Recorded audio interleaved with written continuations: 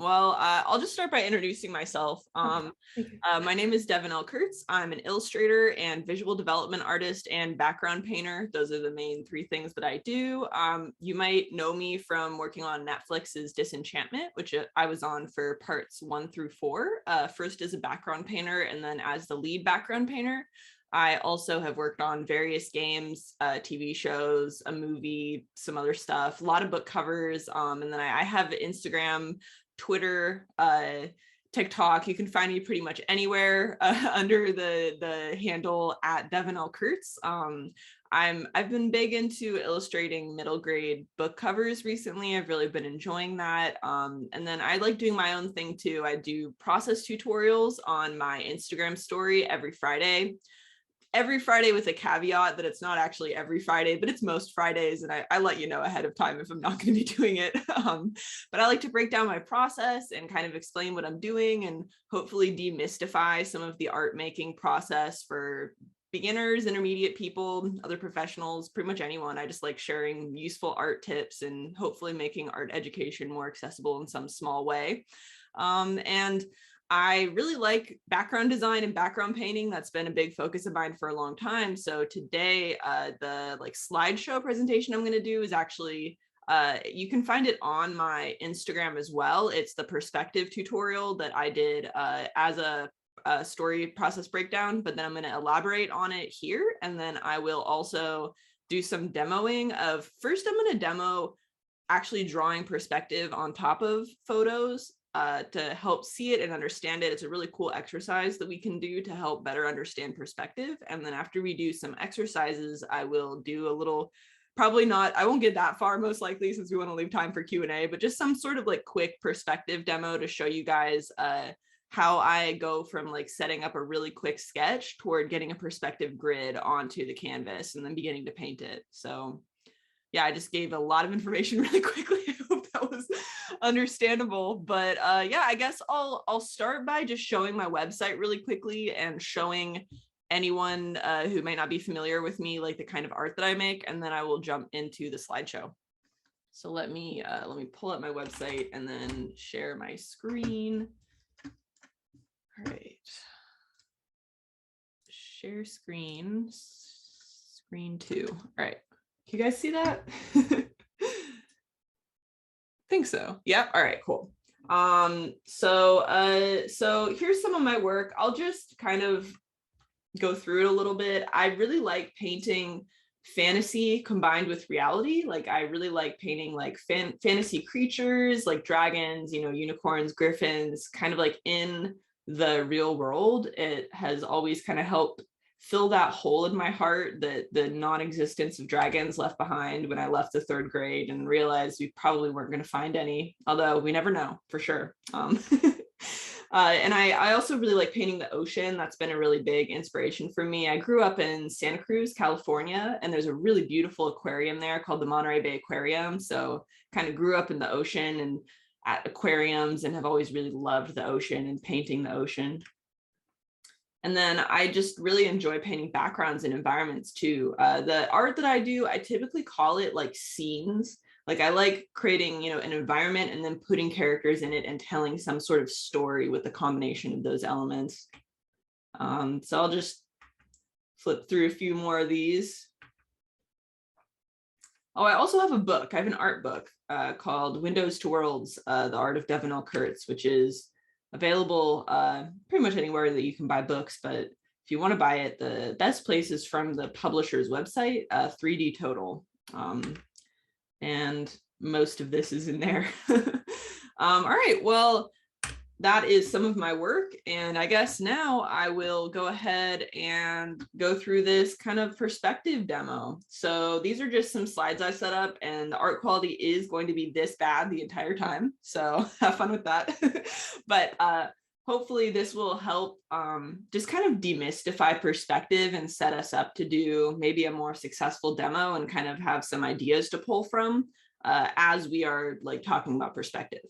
So this is a thought experiment. This is a thought experiment for understanding perspective. You are this little golden figure standing in the middle of this road. This road goes on for as long as you can see in front of you and behind you. You are on one impossibly long, very straight road that is stretching into the distance, both directions as far as you can see. You notice that as you stare and look down the road into the distance, this road that is perfectly straight and goes as far as the eye can see, you notice that it is converging to a point in the distance. The sides of the road, which you know are parallel to one another, are converging to a point in the distance.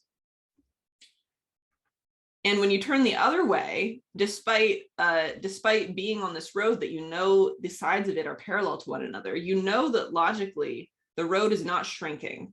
When you look the other way, you also see the road converging to a single point in the distance on the horizon line. You notice that this point lives on the horizon line. Those mountains are going above the horizon line, but the end of that road is sitting on the horizon line itself.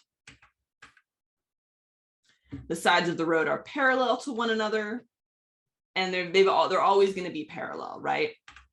So as you walk down the road a little bit, you see on one side of the road a sign, and on the other side of the road a bench.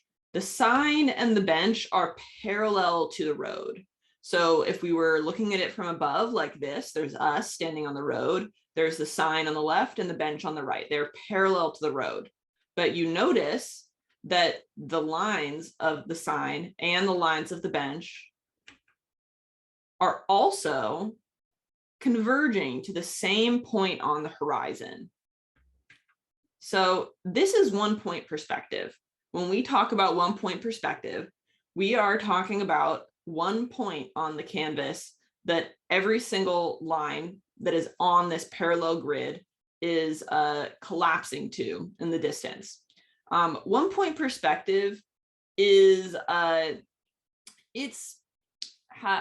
to phrase this exactly? It's something artists created. We created it as a way to simplify and explain the world. So one-point perspective does not strictly exist, but it is a method for relaying information in a clear, simple way.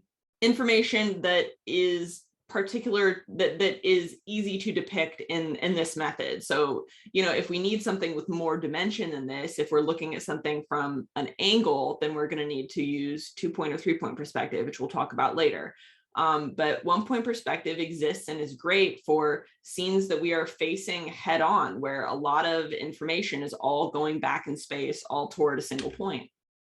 And in this thought experiment, even if we were on a grass road that was or a dirt road that was a little bit more broken up, we'll notice that it still is going to collapse to that single point on the horizon line. So even when it's not perfectly straight, but it's just, you know, fairly straight, it's still going to loosely follow those same rules. And you'll notice again that the horizon is lower than the tops of the mountains. The mountains are rising up above the horizon, which that's what that is. There's that point there. And so you remember in this thought experiment a time where you were standing in an alley and you noticed that all of the lines in that alley also collapsed to a single point along the horizon line. So this is another example of a scene where it's useful to use one-point perspective. In this thought experiment, suddenly there are trucks along the road. These trucks have another plane. They've got a plane that's facing us. In one-point perspective, lines are either going to collapse to a single point along the horizon, that one point, or they're going to be completely vertical or horizontal, parallel to the edges of the canvas. So these trucks have 3 types of lines. They've got lines that are parallel to the right or left edge of the canvas. They've got lines that are parallel to the top or bottom of the canvas. And then they have lines that are converging to that single point along the horizon line in one-point perspective. So there's the different types of lines. We've got the lines of the planes that are facing us directly head on. And again, those are either going to be parallel to the top or bottom or the left or right. And then we've got the lines that again are all parallel to one another, but in this one-point perspective are converging to that single perspective point along the horizon line. And we'll notice that the trucks are completely parallel to the road. And this is the same method that we would use to drop a cube onto this road. So this cube, again, just like those trucks, it's got the plane that's facing us in front, and then it's got the plane that is converging toward the perspective point in space. Those are the two planes that we can see on that cube on the ground. But if we turn the cube sideways like that, then it will converge to a different perspective point along the horizon line. And we can do that.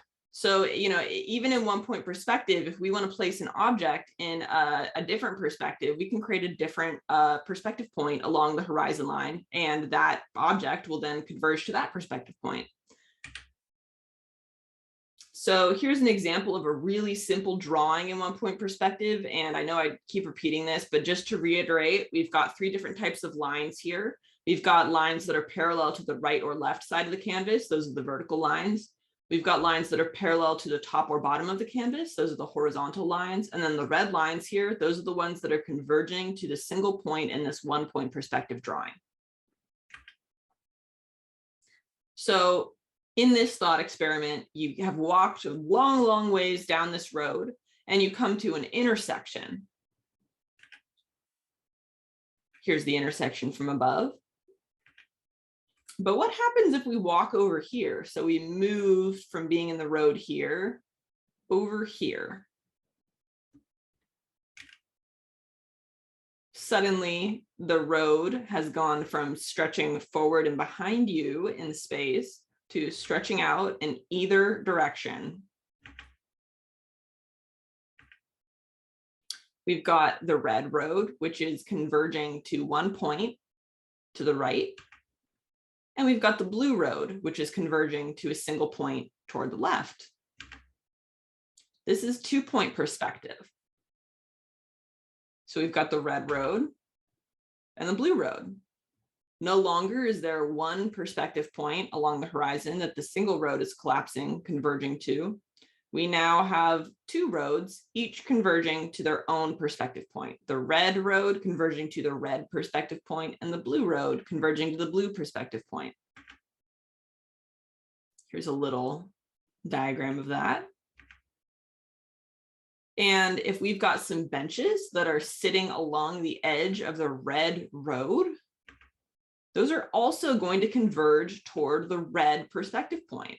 That is the vanishing point that those benches are going to converge to, because they are parallel to the red road. So they are going to converge to the red vanishing point.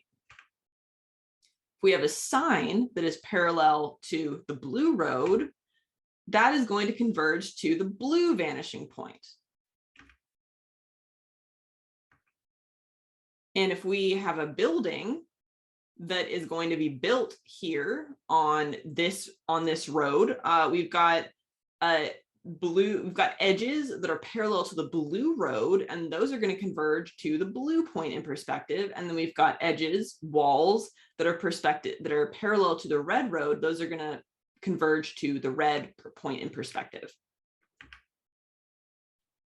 And we can build up from here. So this is how we start to construct structures.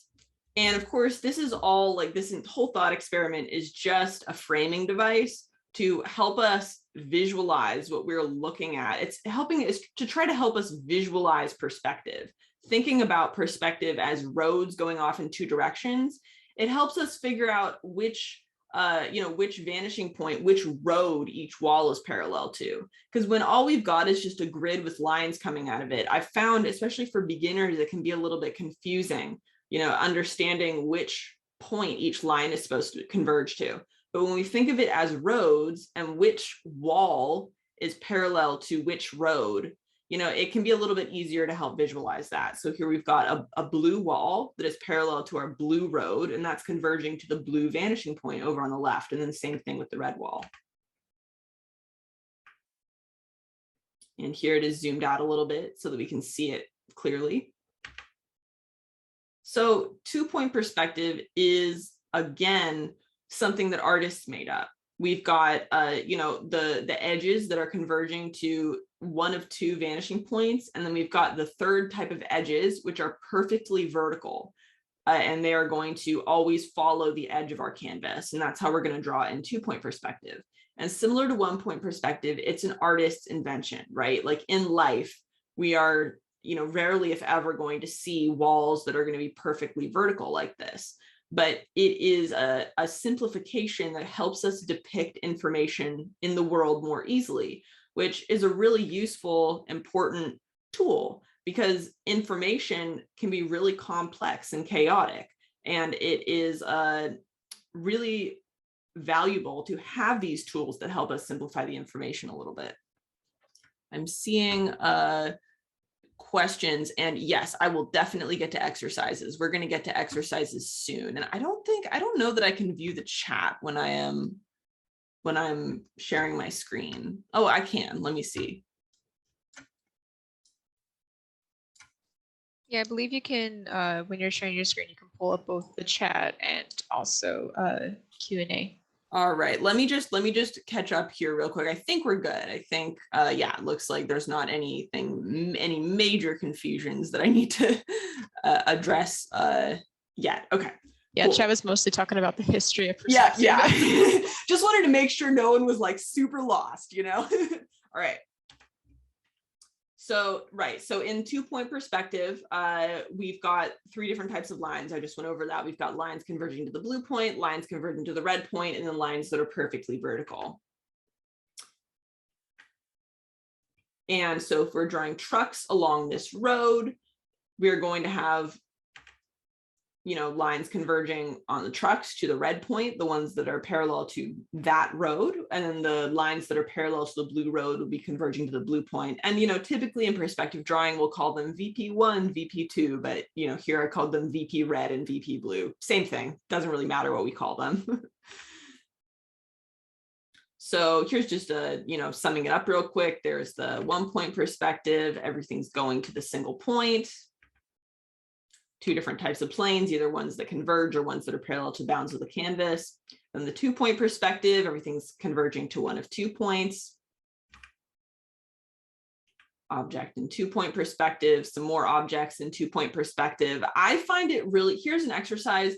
I find it really useful when drawing in 2-point perspective to actually draw with colored lines like this. So when you're doing perspective drawings, color code the lines that are converging to each perspective point. This is especially useful for people who are really new to perspective. Like if there's someone that just has not done a lot of perspective drawing, when you are doing these floating cubes in space that, most perspective classes will begin with, I find it very, very helpful to actually label where each line is going. I think it really clarifies it and helps it stick in my brain that there are, in this 2-point perspective drawing, there's 3 different types of lines. There's the blue type of lines that are going to the blue perspective point, the red type of lines that are going to the red perspective point, and then those vertical black lines that are parallel to the bounds of the canvas.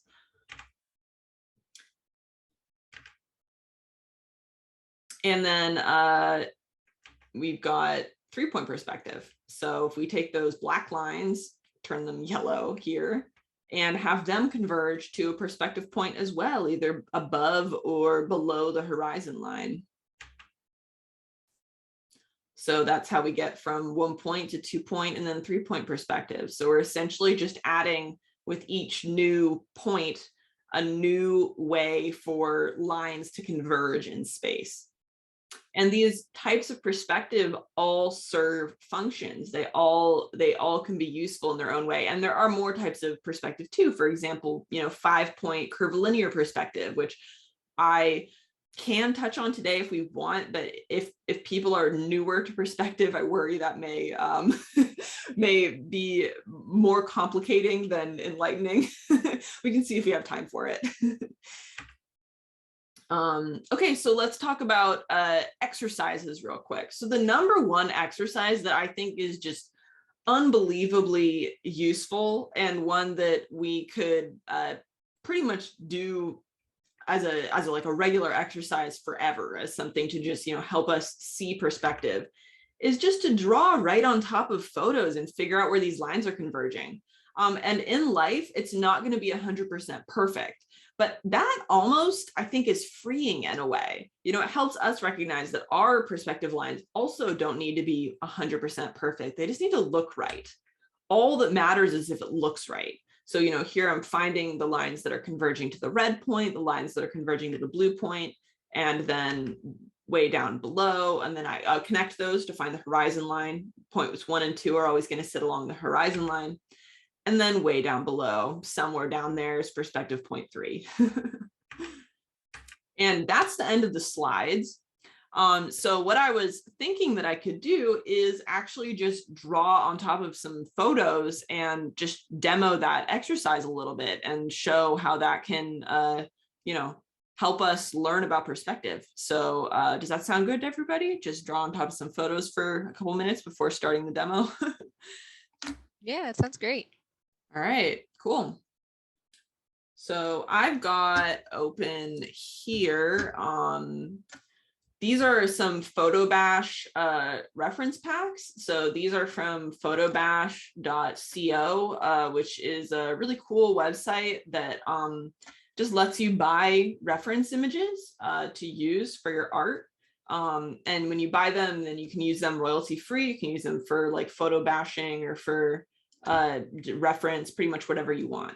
So let's pull some reference from here. Let's see, what should we start with? Let me find a good one. Let's start with this one, because this is a situation where, you know, if we are drawing this ourselves, then we could pretty easily turn this into a 1-point perspective drawing. So this is something that, you know, if we can tell when we look at this that these lines are not perfectly vertical. Like you can see here that, you know, when I draw down from here, it is tilting inward here. You know, this is a combination of the lens that we were using and the perspective. But if we were doing a drawing of this, we could pretty easily fudge that and turn it into a 1-point perspective drawing. Because I think the thing that is most valuable to look at here is the fact that we can so clearly see all of these lines converging to a single point here in perspective. So I am just looking at the image, finding lines. Let me zoom in just a little bit more, finding lines that I can then drag out. I'm using the line tool here, drag out toward this point in perspective. And we can see that it's not perfect. You know, they're not all going to the exact same point, but we're getting more of a perspective zone. And, you know, this is due to various things, you know, imperfections in architecture, especially this city, Dubrovnik, which I'm sure I'm mispronouncing. I love the city. It's beautiful. It is an older city, so the construction's older, so it's very much not going to be perfect. However, despite that, despite the imperfections, we still get a very, very clear idea of where all of these lines are converging to in perspective. And it's right around here. This is our perspective. This is the vanishing area. Rather than calling it a vanishing point, I like to kind of call it a vanishing area. And we can draw out our horizon line from there, and we can tell them that this is a mountain here sitting above the horizon line. That might keep going up, I'm not sure. You know, these are buildings that are above ground. Let's see, what else can we find from this image? If I put this in yellow, then we can also see that, you know, these lines here are tilting in ever so slightly. So if we went down, down, down, very, very far down, we'd have to expand this quite a bit. Then eventually we would get to a point that that all of these vertical lines are also converging to in perspective. And this looks like a mess, but, you know, doing this type of exercise is extremely helpful for just being able to look at an image and visually see and understand where the perspective lines are going. So, you know, doing this before doing a study, you know, a study in another canvas is really helpful. You know, the information that we got from this, if we wanted to then do our own version of this image, you know, we already did this this little breakdown to understand it. You know, we've got a great starting point to start drawing in the information in the canvas accurately. You know, we know that this is where our perspective lines are leading.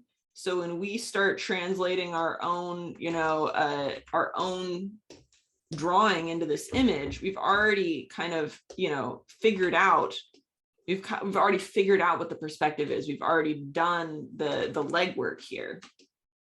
And we don't need to take it, into a study even to understand that. Just doing the drawing on top is really helpful for that. At least it was for me. Our brains all work differently. So the things that are helpful for me are definitely not always going to be helpful for others.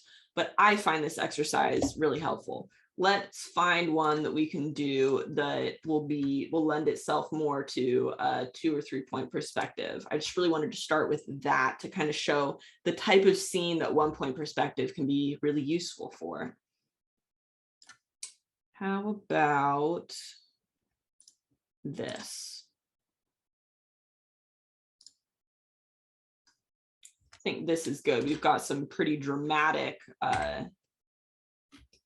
angles here. Let's drag out this canvas like this, give us some room. And similar to what we did just now is we're gonna follow these lines and find our other perspective point. And would you look at that? We only have to follow just a few, and we found our first kind of perspective zone over here. And if we keep on dragging these out, they're all going to follow that. This is a very well-constructed older building. And then we can do the same thing over on this side here.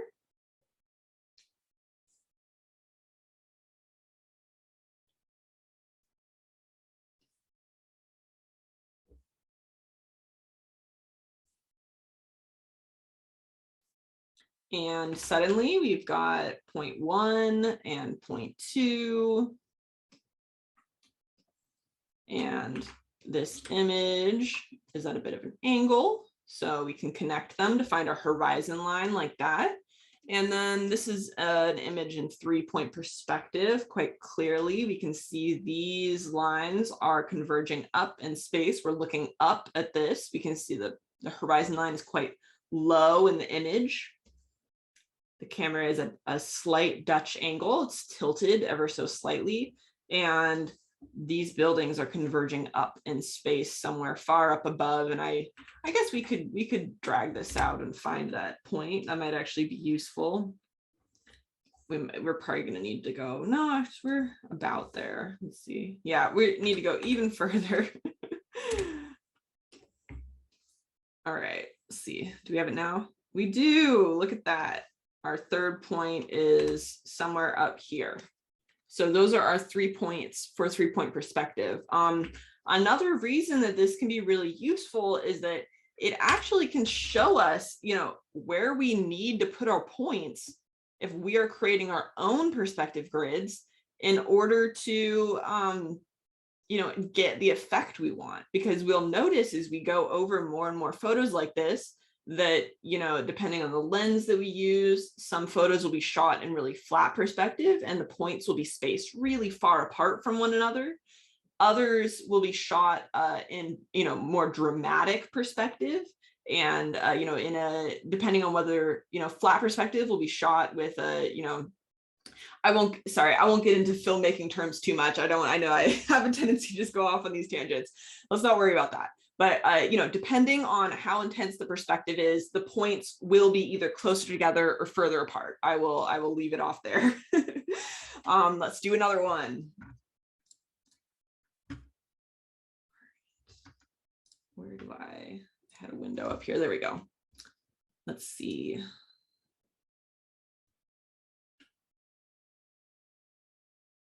Let's find one that might be a little bit confusing to look at, one that will be a little bit harder to see the perspective on. Maybe something with like a lot of different buildings. How about something like this? Yeah, so there's a lot going on here. There's a lot of information here. There's a lot of different lines here, and there are, some arches and different slanted lines that we want to, make really sure that we understand what's happening and that we don't confuse which lines we should be following in order to find our perspective. So let's do the same thing again. So, and let me kind of articulate what's going on in my head just a little bit more, because I think I've just kind of been doing it and not really explaining it. So I am looking for the biggest lines on these buildings. So I'm not looking at, each one of these individual little lines here. I'm trying to get a feel for, in this building, what is like the general thrust of this entire segment? Because in a more complex structure like this, it can be harder to find one continuous line, right? It's harder to find one continuous line here. That does make it more challenging. And then we've got things like these arches that also makes it more challenging to follow. But what we can do is find, for example, a point here and a point here. These are two edges of these columns. These are the two outermost edges of these columns. When we follow through from one point to another out this way, we know that we are following that one perspective line for the slant of this building. So those are the types of markers that I'm looking for in a more, complicated image like this, where there's a lot more going on and it might be harder to find the consistent lines that we're looking for. So for example, I can drag that out, and then for an arch, we can find the beginning and end point of the arch. And if we connect those, that also is going to help us find our point. And then we can follow along the bottom of this building. You can see that that here and here, we can see both of these corners. We know that those two edges are going to be parallel to one another. Can drag that out, and it's looking like our vanishing point is somewhere around here. Can follow these windows. This is a really good one. The bottom of the windows. So I feel pretty clear, pretty confident that the perspective point, the vanishing point, is over on that side. And then we can do the same thing over here.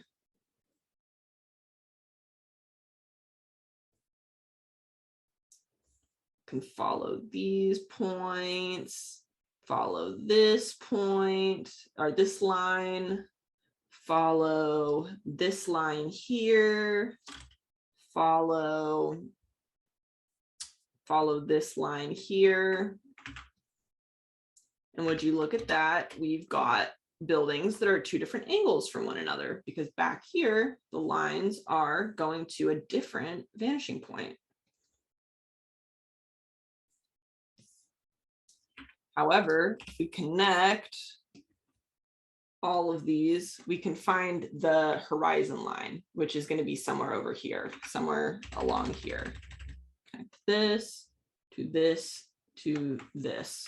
Let's see if I can do that in one motion. I'll use the line tool.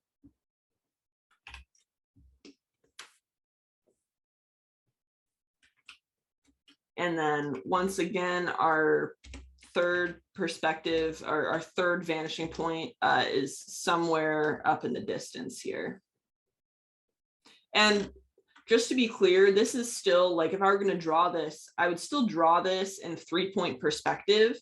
This is just a different reference point for these buildings over here, which I won't get too into the nitty gritty with anything that might make this more convoluted, but we can, to phrase it simply, we can create new vanishing points for different objects or buildings along this horizon line that are different from the ones that we're using for our main buildings or our main objects. And we can use those new perspective points to create buildings or objects that are at a different angle than one another, than the main, subjects, buildings, objects in the painting.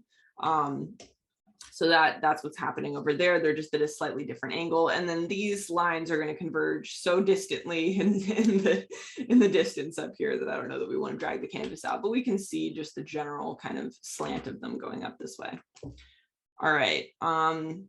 Cool. Do we feel clear on everything so far? Everyone feeling pretty good about that? Do we want to do any more drawings on top of photos, or do we want to move on to different types of exercises? What says the chat?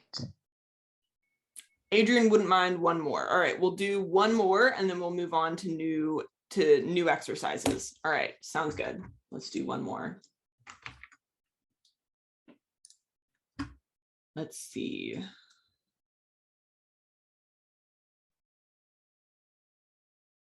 Try to find something a little bit different. How about this?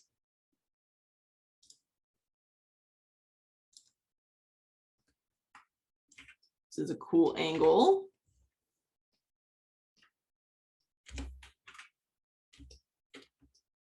So this is an interesting one because the horizon line is not even going to be like anywhere in this canvas. We are looking up at something and the horizon line is going to be, you know, somewhere down below us here.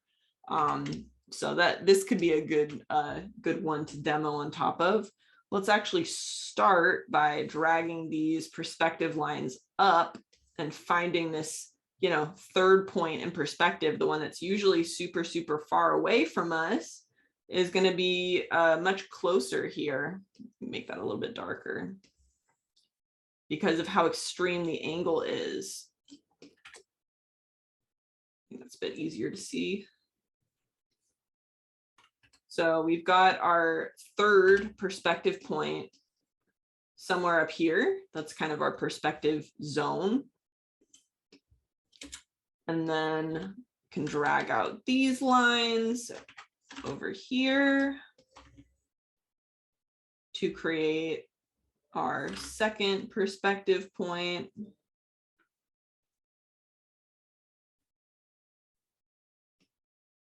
And let's see, do we even have enough information here to find, let's see, maybe like this and like this and like this. So this has given us some valuable information. It looks like the horizon line is going like this. So this is another angle. This, you know, this photo was taken at an angle. And if we are going to be, you know, depicting this, drawing it, that's valuable information to have. Can follow some more of these lines to somewhere over here.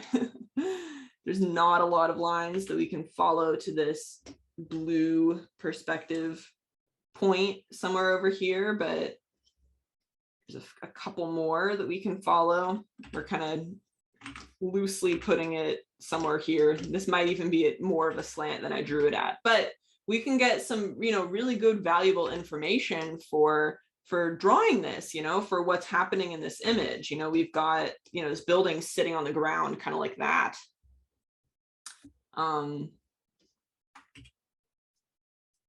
Which would be really useful if we wanted to use this as reference and then extend it out further. All right, does that sound, that seem good? A good place to end off. So the next thing I want to show is using Sketchup, which is a free web-based 3D modeling software that anybody can use. You just have to sign up with an email address or like a Google account, I think you can sign up with.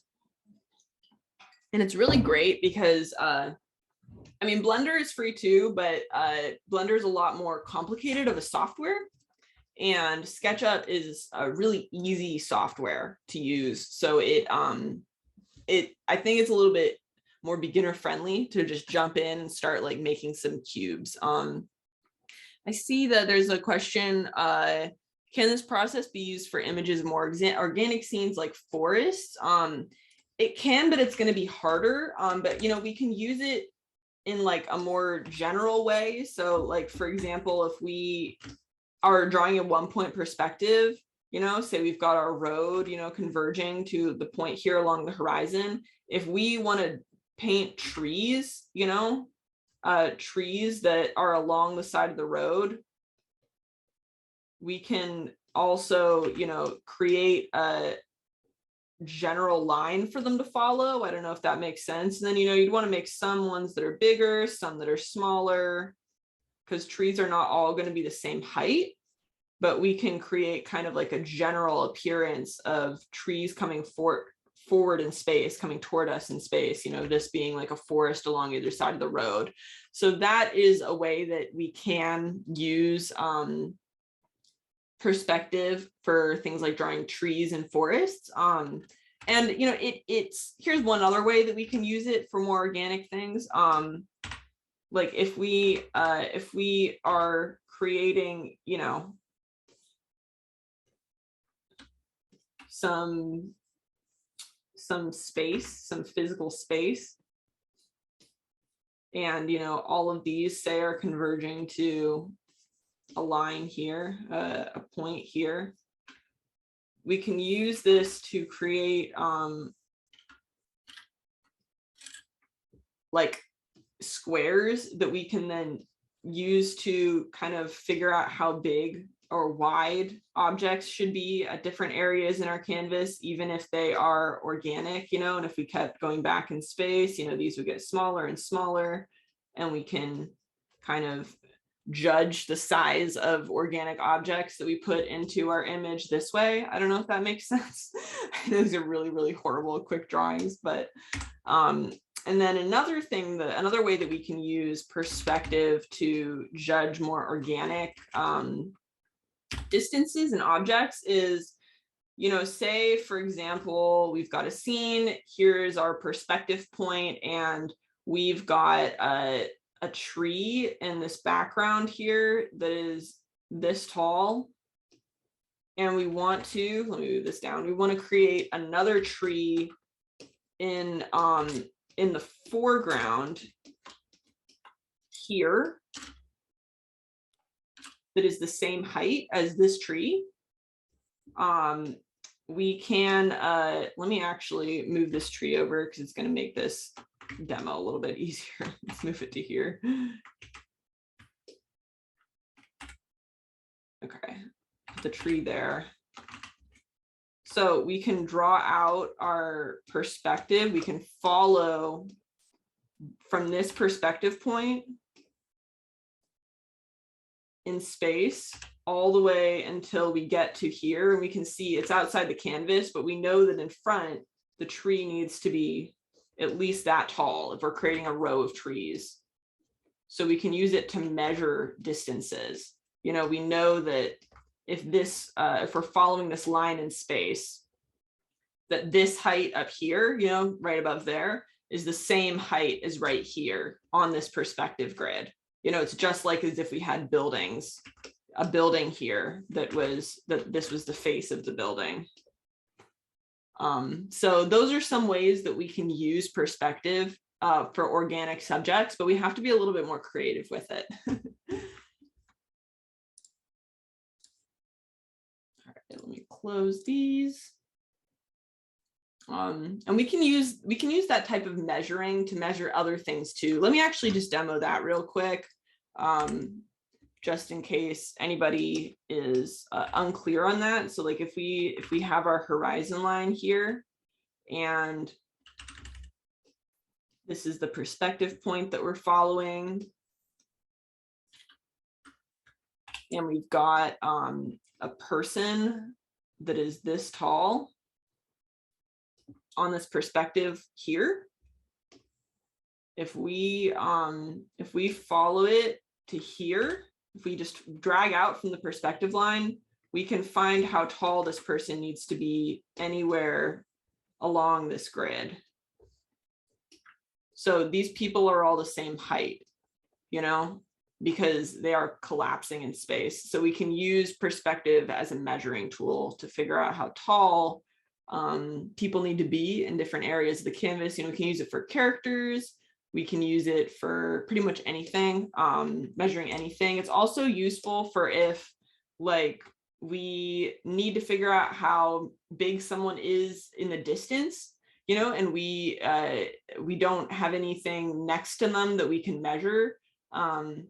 We can just drag out a line from one of the points to some other object in our piece, you know. So like if there's a sign and we know, you know, about how tall a person is next to a sign, if we need to know how big they are back here, and you know the perspective point is here, we can just draw out the point and make sure that they are the same size in the distance as they are up here. You know, even if we wouldn't have them next to the sign, we would just draw them in next to the sign because we know how tall they are next to the sign, and then use that to as reference for how tall they should be in the area of the canvas that they're actually going to end up.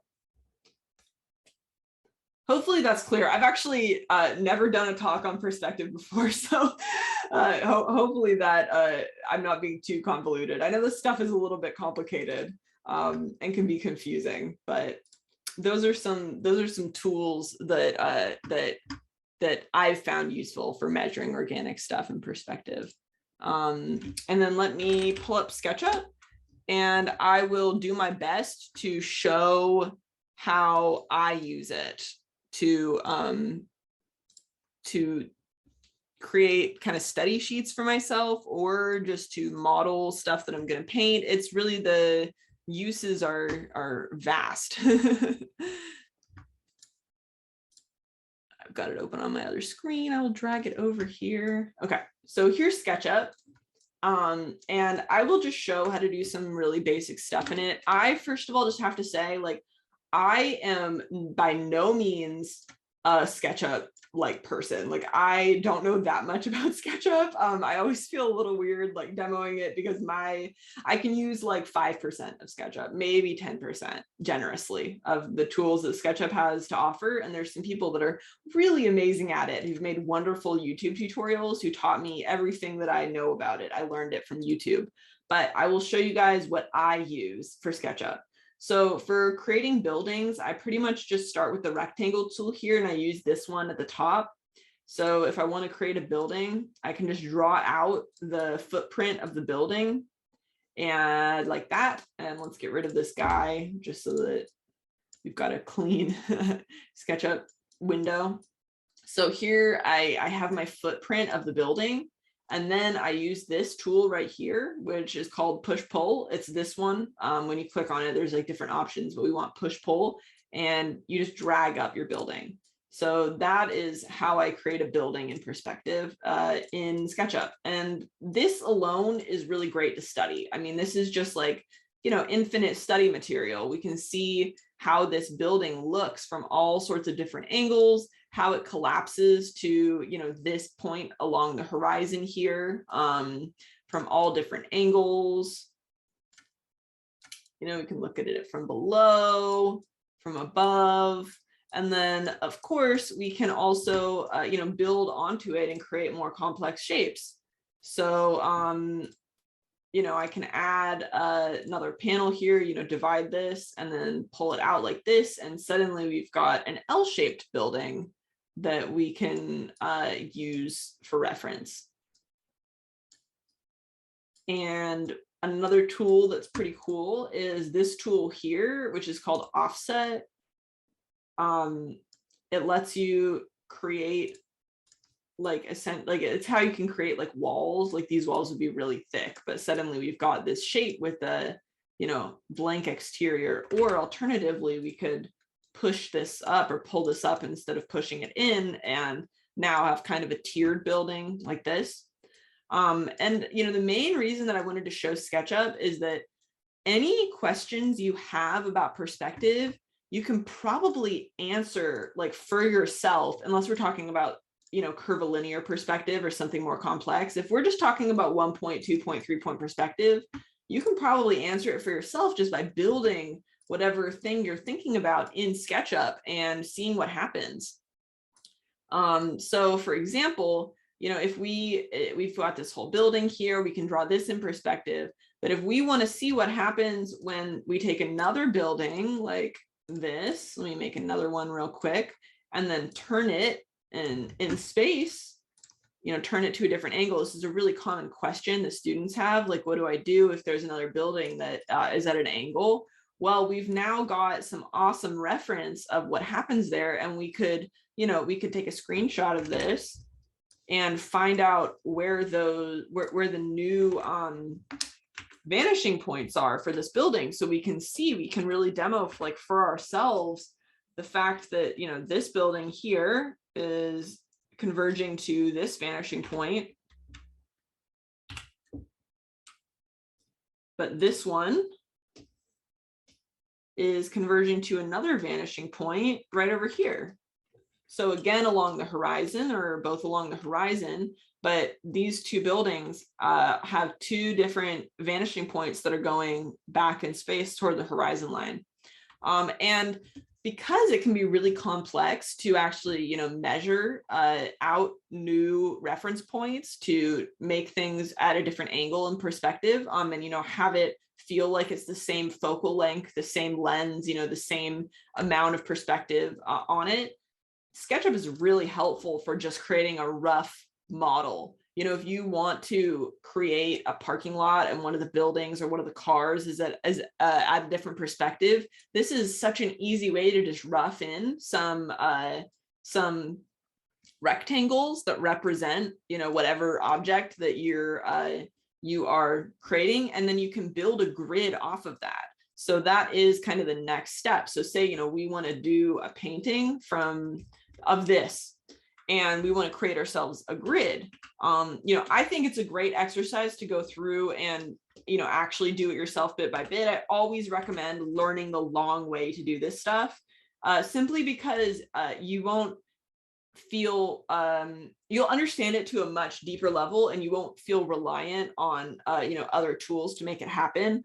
But that said, we can absolutely use these tools to speed up our process, and not everyone does need to learn every single thing. I personally have found it really useful to study perspective in depth and understand how this stuff works, but there is nothing wrong with grabbing a SketchUp model and drawing on top of it. Lots of artists do that, and it's really common practice in the industry too. So from here, we could go ahead and say this is a car, and we're using this actually just to block in a car, you know what I mean?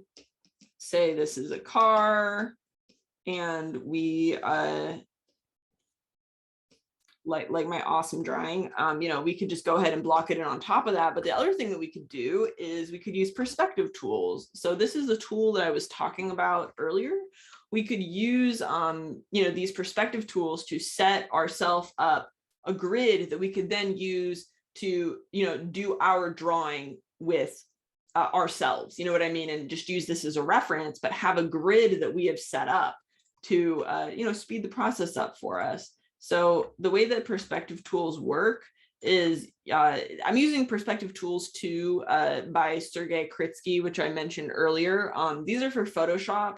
Again, Procreate and Clip Studio have their own perspective tools, so you won't need to download this. But if you're using Photoshop, it does not have built-in perspective tools. So essentially what you do is you just follow two different lines, and then you click, wait, I need to make a new layer.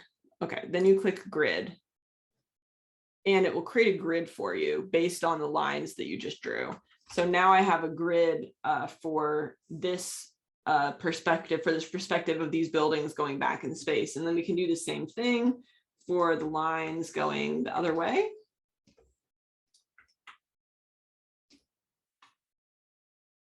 So now we've got that grid, and then we could create another grid for this box here. So rather than having to, painstakingly figure out that element of it, we could just go ahead and create ourselves, a separate grid for this box or that car or whatever we're putting in our canvas there.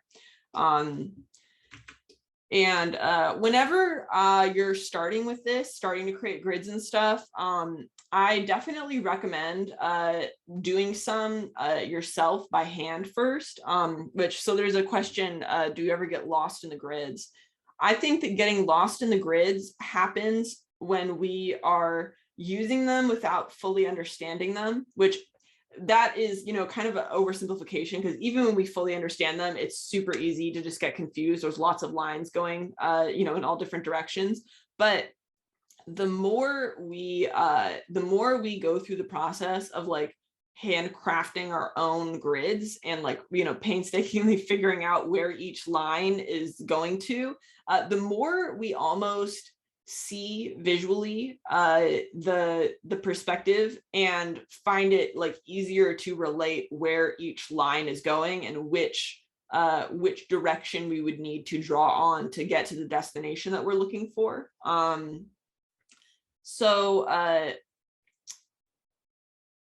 One other thing that we can do to help avoid getting lost in the perspective in the grid, something I like doing is clipping a different color to each of my perspective lines like this. So for example, I've made the ones going one direction blue and the other direction pink, you know, and then if we want to have a third one, we could make them like yellow or something. This I find makes it really, really easy to avoid getting lost in the grid, or at least a lot easier. And then the other thing that we can do then is when we're actually like physically drawing, we could, you know, draw with the color that the grid represents, if that's helpful to you. You know, to just be able to see visually where all of our lines are going, at least in kind of like the underdrawing. So that's at least one way that we can kind of avoid getting lost in the grid. But I really do think that the more we go through and just like, you know, line by line, create our own grids, we learn a few things in that process. You know, how far apart we need to put our perspective points to create the effect that we're looking for. You know, really intense perspective, the points are going to be closer together on the horizon line, and then really flat perspective, the points are going to be much further apart on the horizon line. But then it also, you know, as we go through it, it does just like help it kind of click in the mind, you know, what lines we need to be following at what times to, you know, get them to be going the direction that we want them to. It's almost like unlocking this like depth perception, you know, on a flat plane that like I do remember a clear moment where it just kind of like I just started being able to see which you know direction in this, you know, imaginary 3D world each line is converging to. And I think that we develop that ability by going through and, you know, connecting those to vanishing points by hand, you know, first on top of reference, then on top of 3D models, and then by doing our own studies and replicating that ourselves by building a grid. And then, you know, first starting by trying to depict information that we see in a photo, then by, you know, coming up with things from imagination. For as far as exercises, you know, just drawing on top of photos, number one, and then when we become comfortable with that, we can create some, you know, really complex 3D models, draw on top of those, make sure we understand them. Something that's really cool about Sketchup is that we can make walls invisible or just like delete them entirely, which, so an exercise that we could do is we could, you know, draw this and we could draw through it. So, you know, find the invisible lines on the back, you know what I mean? Like, you know, drop this into a canvas, you know, set up a grid, and then find, you know, where is this line along the bottom here going toward. And then after we've done that, after we've drawn through and found the other invisible lines for the walls that are that are behind it, that are hidden, we can go through and delete these front walls and see if we got it right, essentially, you know, just test ourselves, see if we did accurately depict these lines that were hidden by the front walls, you know, these back walls here. So that can help us draw through, because drawing through is another really important skill. So that's another exercise that we can do. And then I just find it really valuable, you know, with something like SketchUp, to be able to take one object that we create and then just look at it from all sorts of different angles. You know, we can model anything and then look at it from all sorts of different angles and draw it from all sorts of different angles. And the more we do this, the more we'll be able to see perspective and understand it and then apply it to our own work. So that is pretty much all that I had planned for the lecture portion. Let me know, is there anything that you guys need any more clarity on before I go into a demo?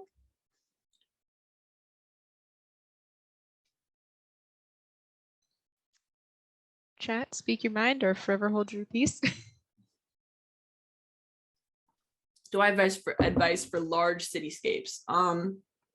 Large cityscapes, if they are on a grid, are not that challenging. So if you've got a city like New York that is on a pretty rigid grid, then that is not going to be nearly as much of a big deal as a city like, I think Boston is not on a grid. I've never been there, but I think that's an example of one that's like very much not on a grid. More organic cities that are not on a grid, where buildings are going every which way. I don't know if I have a lot of advice for it. I mean, it's a great exercise. You're going to learn a lot by doing it. However, you know, when I'm as a background painter, when I'm given something like that, I always sigh a little bit. And modeling it can be really helpful. You know, going into Sketchup and actually modeling it out can be valuable. You know, and then if you've got buildings going different directions, sitting on different points along the horizon line, you've either got a great opportunity to learn about, you know, creating multiple vanishing points and, you know, creating buildings that are ajar, A-J-A-R, you know, at an angle and getting them to sit right. Actually, let me stop sharing my screen for a minute. Or wait, how do I, so you can see me? You know, it could be an opportunity to study how you can get things to accurately sit at an angle, or you could model it all out and not think about it and, you know, draw on top of it, depending on what you want to do in that situation. And like, you know, what I always end up at is that we learn the most, I think, or at least I'll speak personally, I learn the most when it is still fun enough. So it should be challenging. You know, we do need to challenge ourselves sometimes, but if it is all challenge and no joy, then I don't end up super motivated to keep going. So you know, especially with something complicated like perspective, I think that using the tools at our disposal, things like 3D modeling and everything, you know, whatever we can do to make the experience pleasant enough that we want to keep going is worth doing, because we want to keep going. You know, if we don't keep going, then we're never going to get anywhere. Okay, what about spiral staircases? That is a great question. That is something that I always model 100% of the time. I've done one by hand. I had to do one by hand in pencil in a perspective class that I took when I was 18 years old.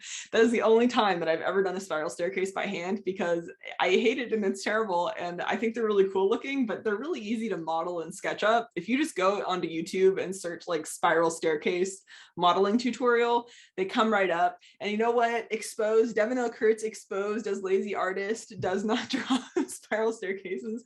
I just don't enjoy it. And I would much rather model it and then trace over or just reference my model. You know, even just having a reference, I think is good enough to get something accurate, but you know, just tracing over it, I think is completely fine.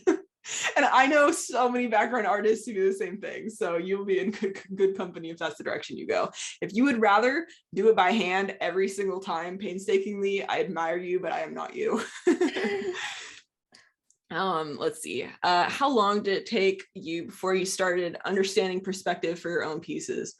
A while, honestly. Like I'm still like learning new stuff all the time. Like I've been a background painter professionally for 5 years, which is not that long in the grand scheme of things, but even after 5 years, there are so many times that like if I just turn my brain off for a second, I will realize that I'm doing something that is like completely wrong in perspective, like that I'm just drawing something that doesn't make any sense, and then I have to go in and edit it. And I get really particular by the end of a painting. I you know, I really want things to look right, but especially when I'm in the exploration phase, I definitely am not always completely clear on everything from the get-go. Like I would say it's just like a process. Like it's almost like you're just like, there's this like range of how good you'll be on a given day, and you're just kind of trying to shove that range like over further and further toward understanding all the time, with the hope of maybe one day, you know, if we live a very long time, understanding it perfectly. But if I were going to give an estimation, I would say like 2 years.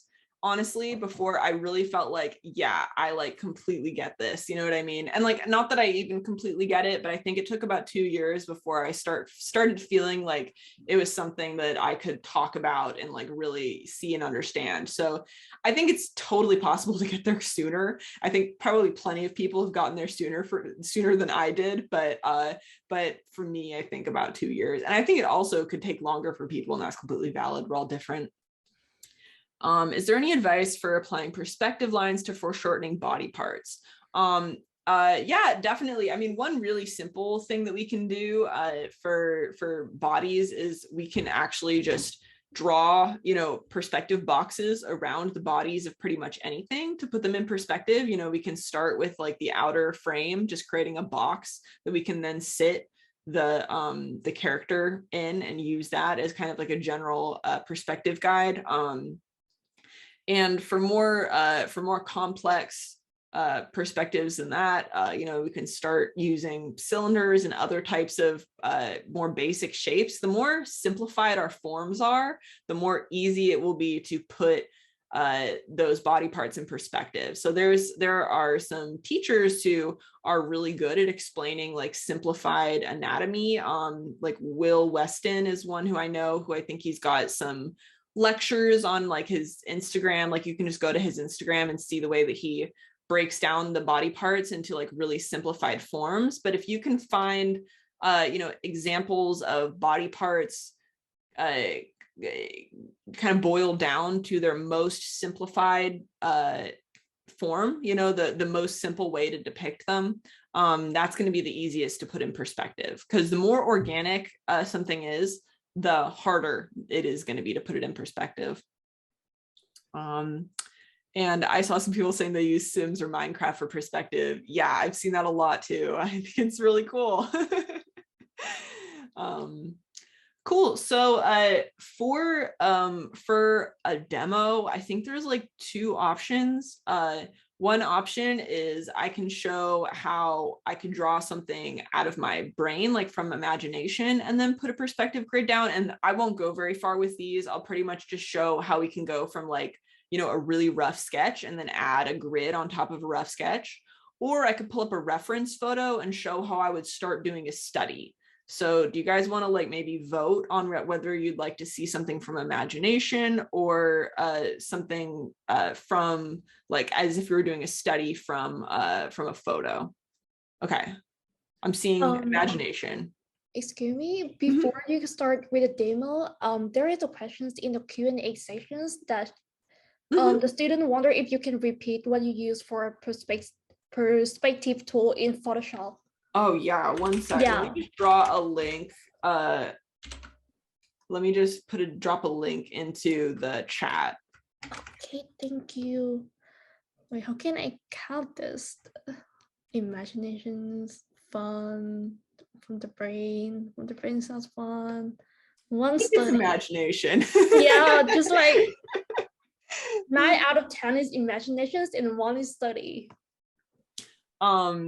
All right, let's do a really quick thing from imagination then.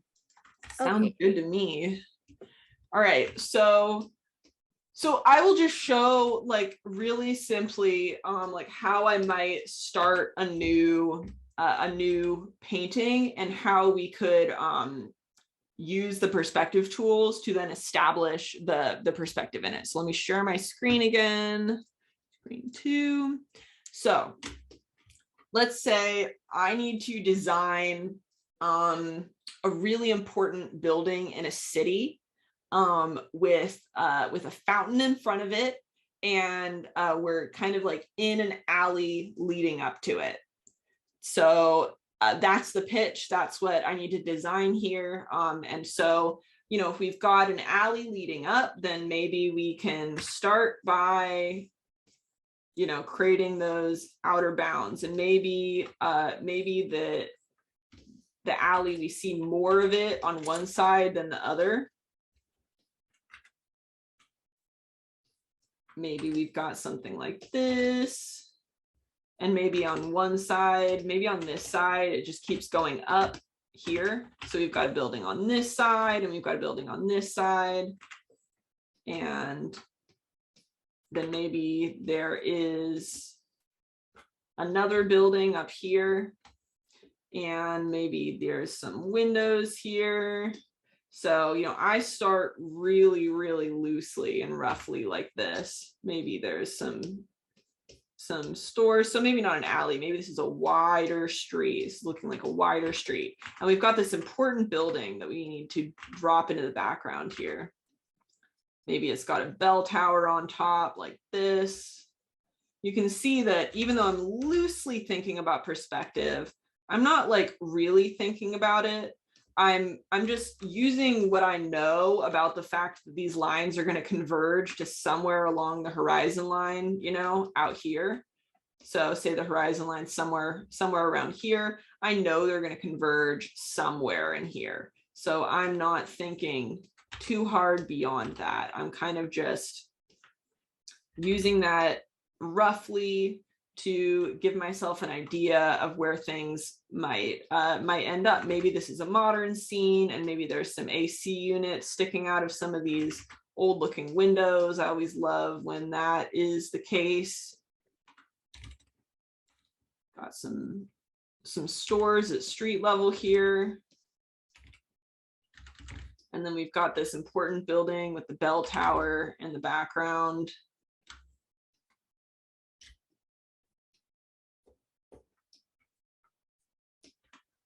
And this is the important building. And then there's a fountain here.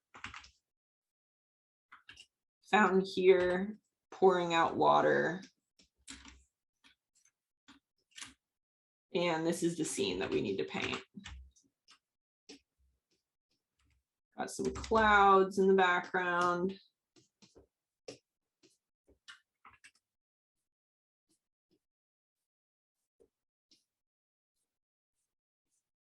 Maybe that's a circular kind of round tiered building. And maybe there is something in the foreground here. One of the stores has some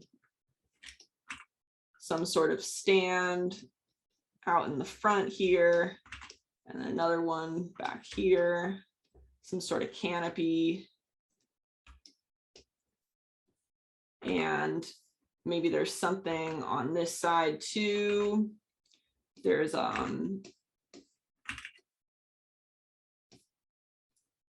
what can we put over here that would make sense? Maybe there's I don't know if we want to put a car. Maybe this is where our character is going to be.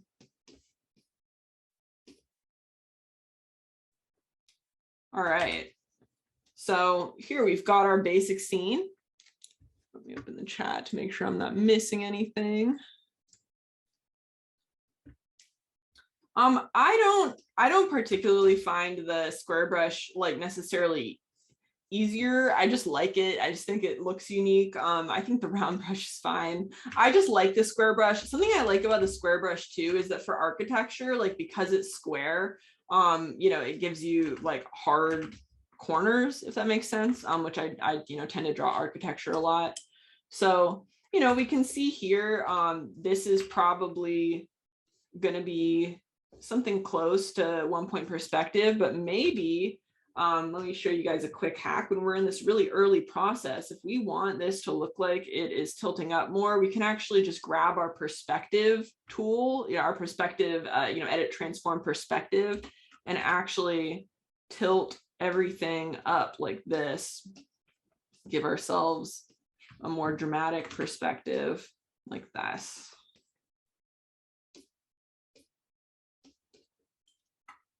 And so here's our super quick thumbnail. And now I can show how we can use this to set up a perspective grid that we could then use to paint the rest of the image. And Adrian has a question on the topic of transforming. Is it okay to just rotate the canvas so you can make it look like a Dutch angle? Oh, absolutely. Yeah, 100%. Could just do that or that. And maybe we'll do that later. I think that could be pretty cool, actually. You know what? That could look very cool. But let's set the perspective up first, and then we can do a little bit of a Dutch angle. But yeah, we can absolutely do that. So for perspective, I'm going to do the same thing that I did before, where I'm just going to find a couple lines and make sure that they're both sitting on my horizon line here. So we're gonna want that. Let me real quick just trace that in, and then I can find those two lines, make sure they're sitting on the horizon line, and drop in our grid for that point in perspective. So now we've got our grid going to a point there. Make sure our horizon line is in its rightful place. And actually, let's move this up just a tiny bit so it's like there. And then let's find our other most important perspective here, which is going to be, these buildings converging up in space like this.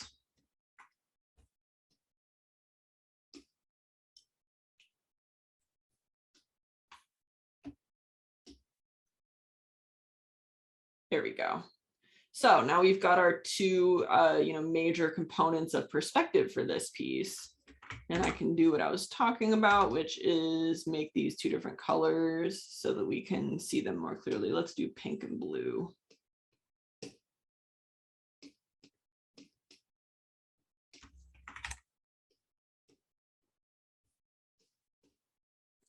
So this is pretty much the method that I use when I'm doing background design for animation. I'll just do a really, really rough version, usually based on the storyboard panel, and then, definitely based on the storyboard panel, and then I will come in on top of my like super rough version and just go ahead and clarify the perspective. So now we can use this grid that we've set up to do our more accurate drawing. And again, it doesn't need to be perfect. It never needs to be perfect. And Studio Ghibli backgrounds don't have like 100% perfect perspective. Noticing that was really life-changing for me. It just needs to look right. It doesn't need to be 100% right. All that matters is if it looks right.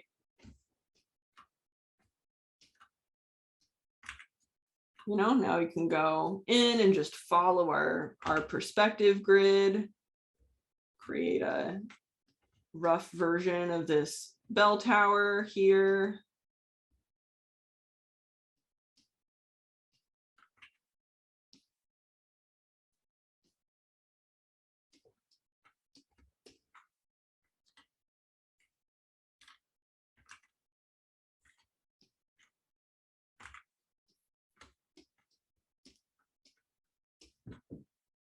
And go through and just clarify all the different elements of our painting. And from here, it's just a process of continually, adding more detail roughly, and then getting it to sit accurately in perspective, and repeating that process until we have something that works. That actually needs to be much more open like that. Maybe there's stairs leading up here. Grand entrance. Pillars.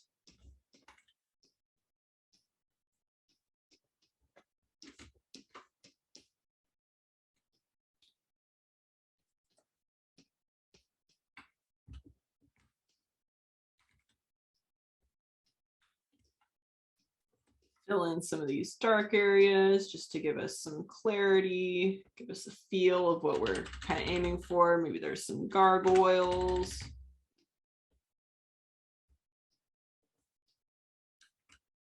And a spire going up far above what we can see. Maybe this is some fantasy kingdom. Got some flags blowing in the wind.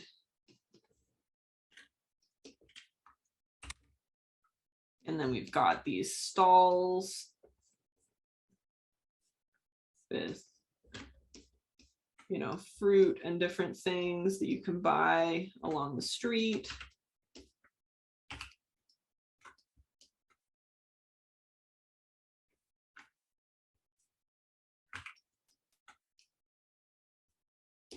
and another one over here.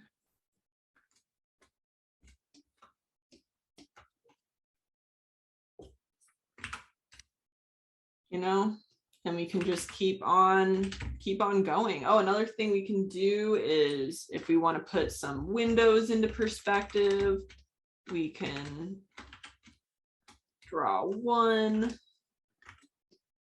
duplicate it a bunch of times. Actually, we can just duplicate it once and then duplicate the two of those. And then duplicate the three of them.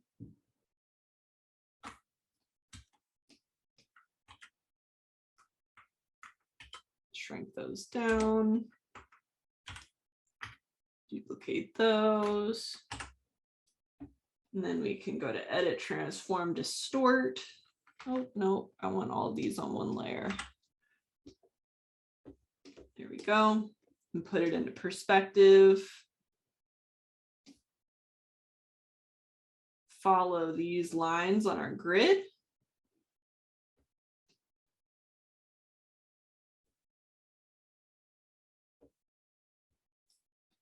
Get ourselves the windows we need. Actually do like that.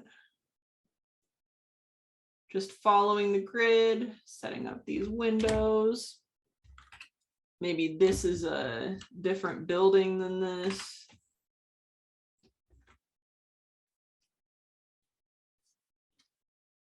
You know, there's a doorway here.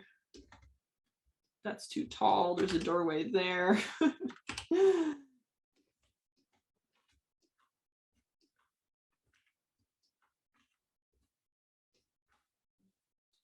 And yeah, we just, you know, we keep on going. We keep building our image out, you know, and it doesn't need to be perfect up front. I personally really find it easiest to just kind of loosely follow my grid at first. You know, then when I'm going to go do the final drawing on top, I can go in and, you know, perfect stuff and add way more detail to this and get it, make sure each line really lines up to the grid, you know, that I set up.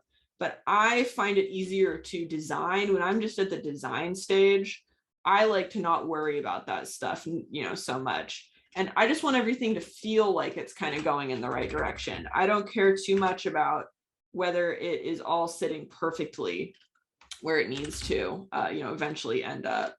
So I want to make sure there is enough time for Q&A, and I think we've only got about a half hour left. So I will stop here. Hopefully that super quick, super rough demo was a little bit helpful for how I kind of like jump into a new painting and how I go from a really, really rough thumbnail to getting a grid and then designing on top of there. So from there, I will open up for question and answer.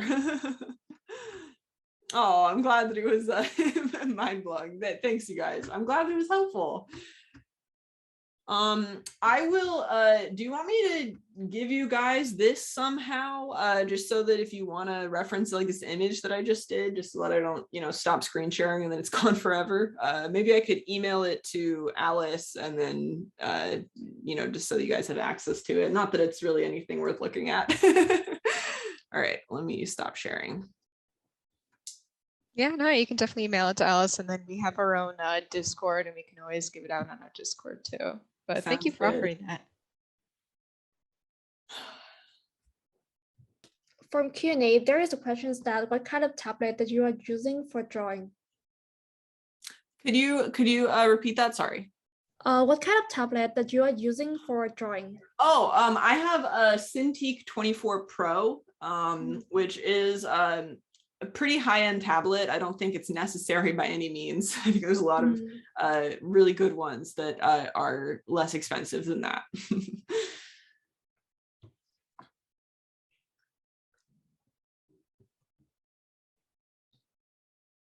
Also, what was the name of the photo reference pack you used again? It looks super useful, from Sydney.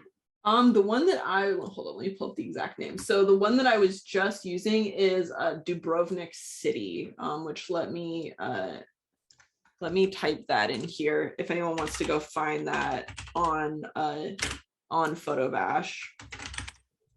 And someone I know actually was the one who took these photos.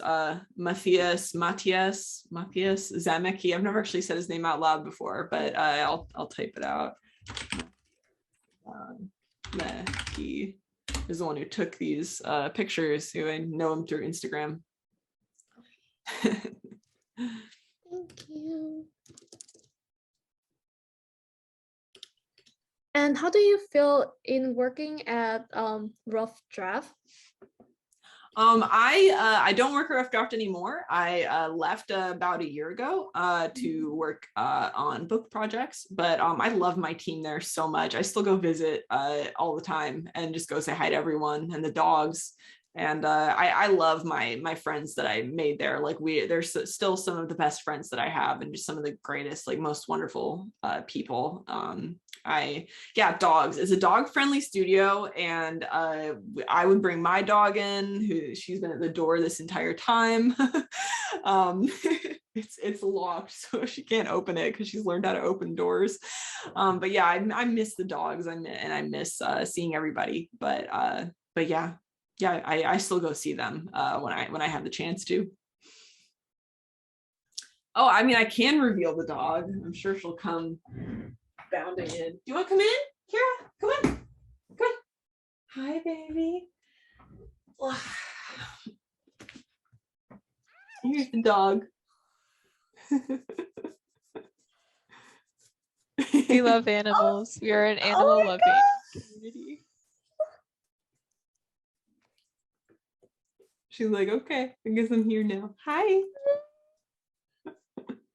Yeah, I'll put you down. I can see that I've noticed that you always draw a lot of Shibas in some of your personal work. I can definitely see the reference. That's my baby. So there is a couple more questions about how to practice perspective drawing. Sure. Okay, let me see. What is the best way for someone that's not a beginner to practice perspective?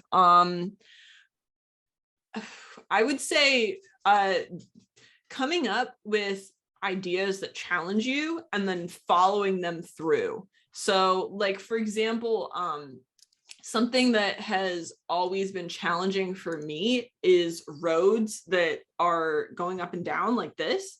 So that is an area that I'm going to be tackling soon, which means just like getting a bunch of reference and doing a bunch of studies of it. So like finding areas that scare you, something that you don't think that you could just draw out of your head, and then like collecting the reference and going through the process of doing it. Like I would say that's pretty much the most direct way to get to start, broadening that comfort zone.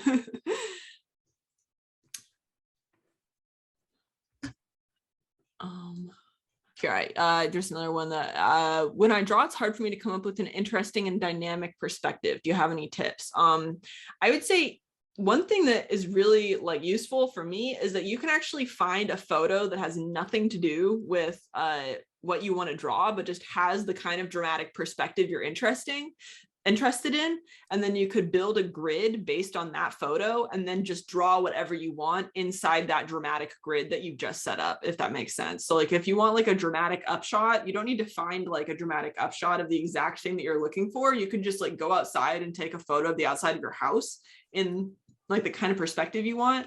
Like my last apartment complex had these really cool like buildings that like collapsed like inward, you know what I mean? Like from, because it was so long, like you could see the perspective essentially, like the rows of buildings were so long that you could see the perspective lines, going in. So I would take lots of pictures of that and then would use that to like kind of like build like 1 point perspective grids around, because there was lots of archways and like interesting shapes. Where do you recommend finding good references of buildings? I really like Photobash because you can use them royalty free, like, so you don't need to worry about like referencing them, you know what I mean? Like you're paying for the ability to just like use them. And then Unsplash is another royalty-free image site. So you can find references that you can use, 100%, and not have to worry about like the legality of it on Unsplash too. It's here, I'll type it into the chat. And then beyond that, I just like to take photos everywhere that I am. And then also, like Pinterest and Google are really useful, but we always want to be careful when we're using, images that we don't own. I'm sure you guys know that. Let's see. How did you realize you wanted to do background painting? That's a good question. So like I had a pretty interesting path where I went to an art school for a year called LCAD, Laguna College of Art and Design, down in Laguna Beach. But I have a chronic illness, and it didn't end up working out for me long term to be at that school. But I wanted to keep taking classes. I still wanted to take classes. So I decided that I would take some classes at like Schoolism, which is like an online school, and then also CDA, Concept Design Academy, which is like a non-accredited college in Pasadena, California. But I needed to figure out like what subject I wanted to study, because rather than having like a general curriculum, both of those programs are very based around, like the classes are super individual. It's pretty much like, what do you want to learn? And I realized that I needed to just like pick a direction and go for it. So rather than spending, weeks or months like agonizing over what direction I wanted my career to go, I decided I'll just pick something at random. I like everything. So I'll just pick something randomly. And then if I don't like it, I will stop and do something else, after I've taken a couple classes. And in that process, the first thing I picked was environments. I just thought it sounded interesting. So I like almost at random was like, okay, I'll start with environments. And then I ended up loving it. And I like took like a year or two of classes and then got a job and like never ended up taking classes in anything else, which I probably should someday. But that's how I ended up doing background painting. I just kind of picked environments as a direction that I could go, and then liked it enough that I just kept doing it. During school, did you find it easy to focus on background painting and art, or was it beneficial to have that focus for your career? So like even as far back as high school, I was really lucky that my my art teacher at my high school recognized that we did not have like a real art program. Like we didn't have like AP art or like any of that kind of thing. And so she pretty much was like, after you take this like general art curriculum, you can keep coming back. You can keep putting art on your schedule every semester for the rest of the time that you're in school, if this is what you want to do, and you can just do whatever you want as long as it's art during that period. So I would like bring my laptop in and like actually just like do like digital art like in class, which was really cool. She was like really supportive. And then after that, I didn't do like all that much school. And like most of aside from that 1 year at LCAD, I pretty much only took environment classes. I think that taking more general classes is like really great. And like I wish that it was accessible for everyone, because I think it like broadens your horizons and is really valuable for just like learning more about the world and like having new experiences and stuff. And like I want to do that more in the future, but like I pretty much have only focused on art so far. I put all my skill points into one category. All right. Do you have any other resources that you recommend in general for illustrating? Let's see. What are other good? There's so many. I'm trying to think. My favorites. All right. Let's do free ones, because I think that those are like more easy to access for people. So for figure drawing, Proko, Proko. Here, I'll type that in. That's a really good YouTube channel that has a ton of like free figure drawing stuff. So anything to do with like anatomy and figure drawing, Proko has just like a video for everything. for color and like value and light and like that kind of, those kind of elements of painting, especially the more technical aspects, Marco Bucci is really good. I think it's pronounced like that, Marco Bucci. His YouTube channel is really, really good.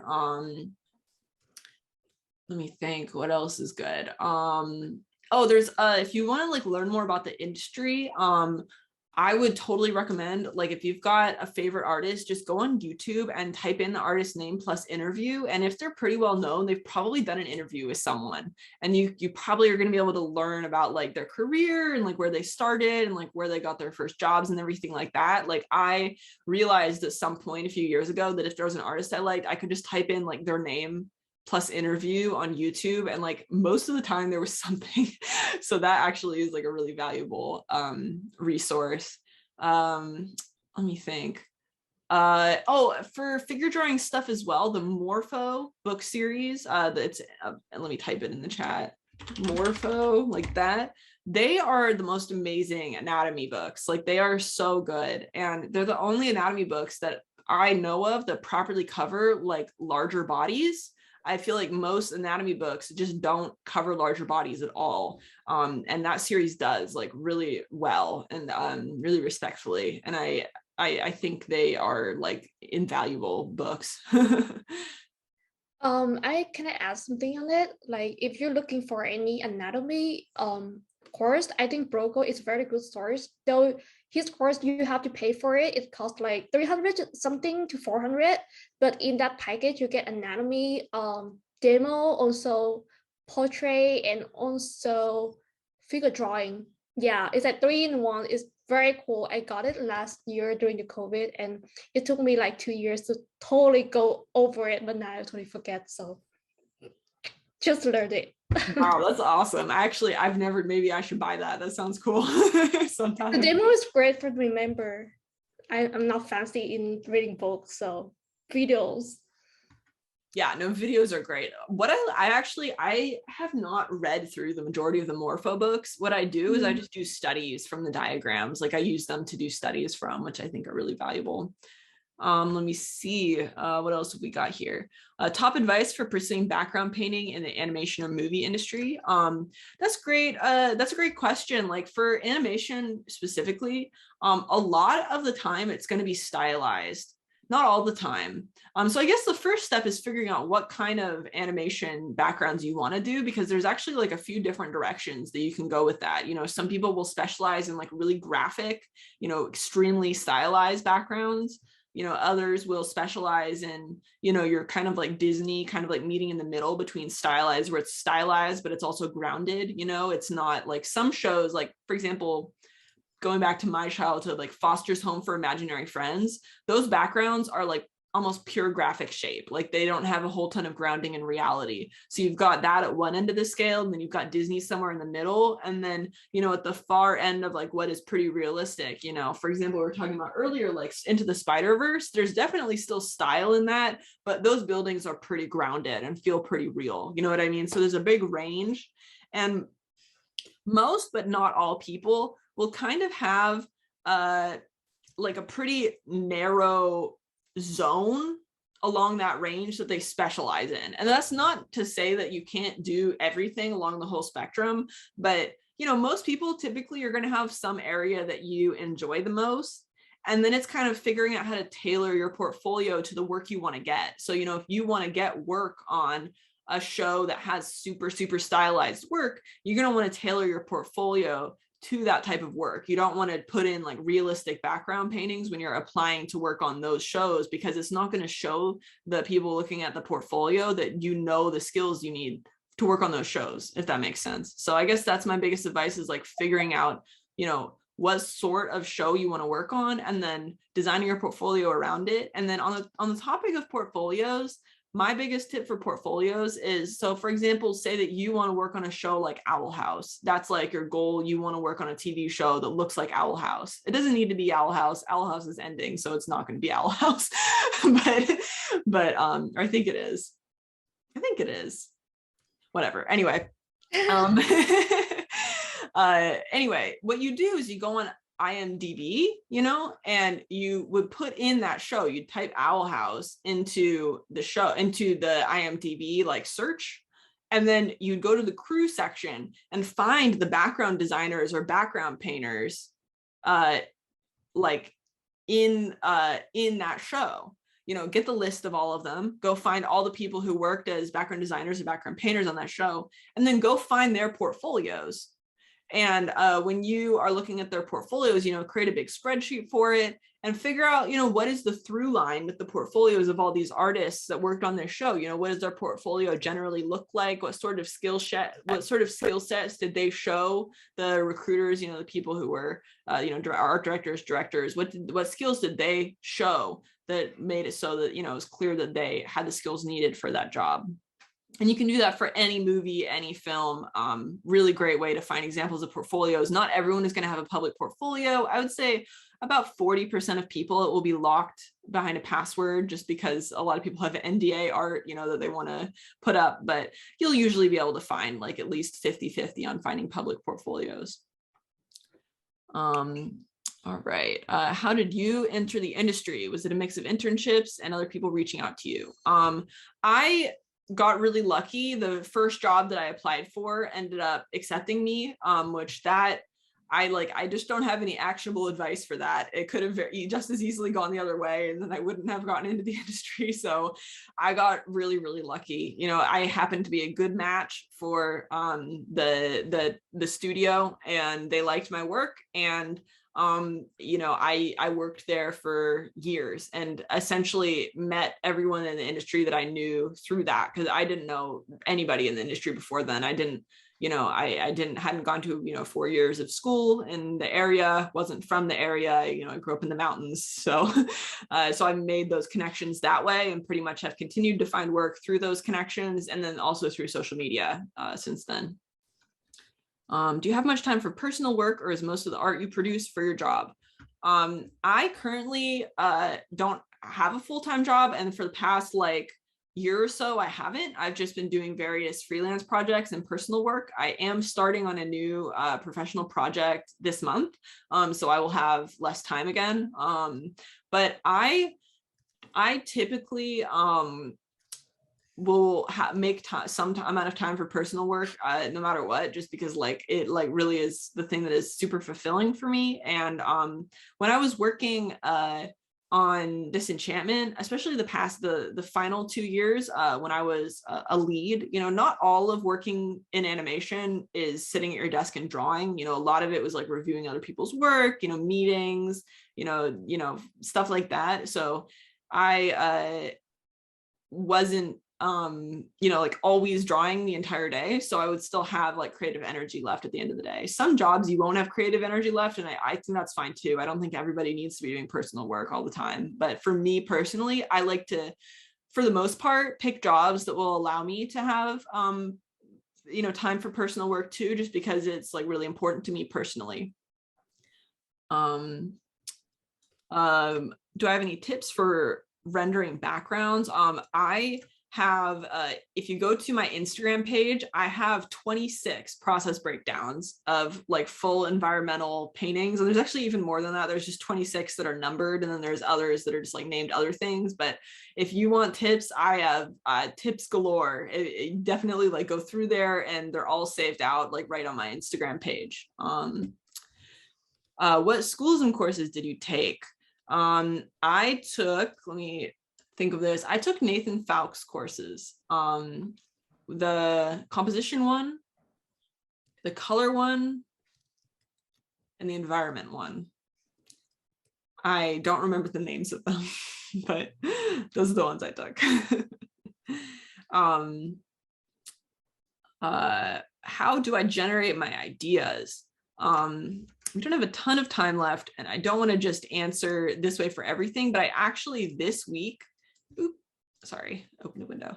This week I did a big brainstorming breakdown on that exact topic on my Instagram story. So that's saved as a process 26 in my story highlights, and that takes you through all the way from like an initial idea into brainstorming, how I make different connections, how I figure out symbolism and like what sort of story elements I want to put into the piece. And then once I figure out all the story elements, I take you through how I use value and color to guide the eye around the image and make sure that the viewer notices each storytelling element in the correct order. And that, I think if you go watch that, I think that will be a lot better than anything I could offer in the next few minutes.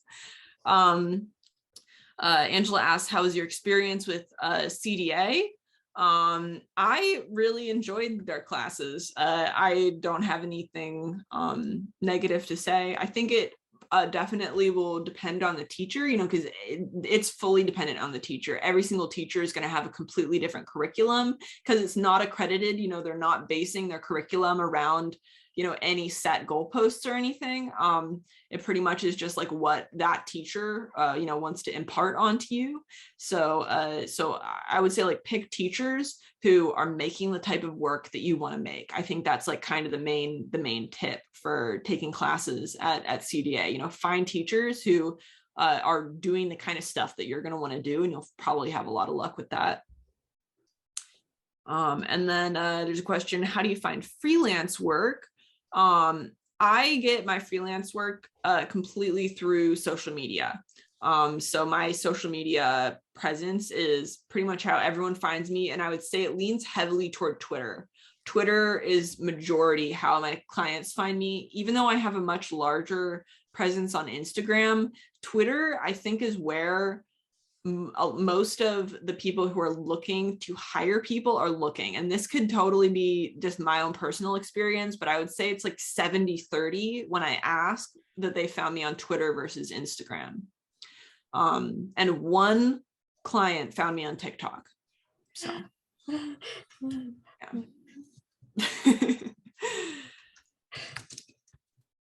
CDA is online right now too. Yep, it is. Adrian asked, are there any shows or movies in particular that inspire your work? I'm super inspired by Studio Ghibli movies, especially Howl's Moving Castle and Castle in the Sky. Those were two that in my youth I was really inspired by. Princess Mononoke too. I mean, I could just keep listing Studio Ghibli movies because they are all super inspiring for me.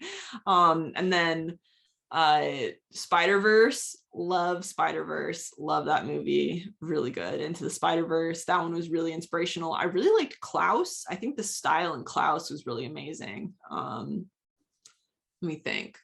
Oh, when I was a little kid, the Pokemon movie with Entei, that was my jam. I loved that one.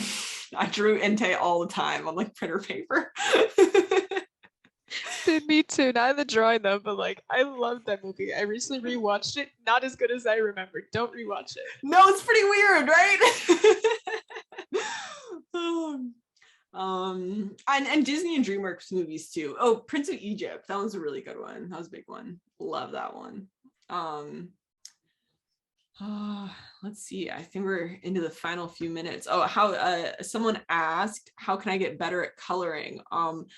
I really recommend looking at the color scripts for like animated movies. For me, that was like the number one way that I learned about, in particular, not just like putting colors down, but how color interacts with story and emotion, because they're so tied together. And like really going through, panel by panel, every single story beat of my favorite films and figuring out, what the colors were making me feel, why they were making me feel that was super valuable. I spent a few weeks when I stumbled upon color scripts. I spent a few weeks just sitting down and poring over every color script I could find and trying to dissect and understand and study how the colors were invoking the emotions that they were, because I noticed that even just as I went through the color script, I knew exactly what was happening and I knew what I was meant to be feeling, because those artists are so skilled. They know exactly what they're doing. So that was really valuable. And then the other exercise that I really like a lot is taking one drawing and then turning it into 3 or more vastly different emotional scenes purely by color. So figuring out, a layout that you can make look 3 very different, emotions have it tell 3 different stories just by coloring it in different ways. So that's another exercise I think is really good. And also another answer for that questions, you can check out her Instagram. It's about storytelling, values, and colors. People go get her Instagram. Yeah, come join. It's fun. Yes. You can ask questions. I open a question box every Friday and I answer questions in my story, and yeah, it's a good time. We all learn together. So we're going toward the end of the webinars. If there are any other questions, last minute one. Now or never. Now or never is one last chance. Now or maybe on Instagram. Yeah, later. Or like next year if you want to come back again. Instagram. Year 3. Although I'm not gonna be there, so completely out of my hands. Prepare for this with Instagram. Send. Oh yeah, my like, yeah, there you go. Yeah, my handle's the same everywhere. I try to make it easy. It's just my name. If you just Google my name, it should come up too. And yeah, thanks for having me. It was fun. I hope you guys enjoyed the chaotic perspective demo, and I hope that you took some stuff from that you can maybe use in your own work. And I always really enjoy these. I wish you guys all the luck. Thank you so much for being here tonight and share so many things. And also for tonight, I do a little note that I will share on the PMC general Discord, so you can like catch up with Devin on Instagram. I will share her links and also other extensions that she used for Photoshop, and also the books from Devin. So if you love her, support her. Thank you. Thanks, thank you guys. so much. Thank you all for coming.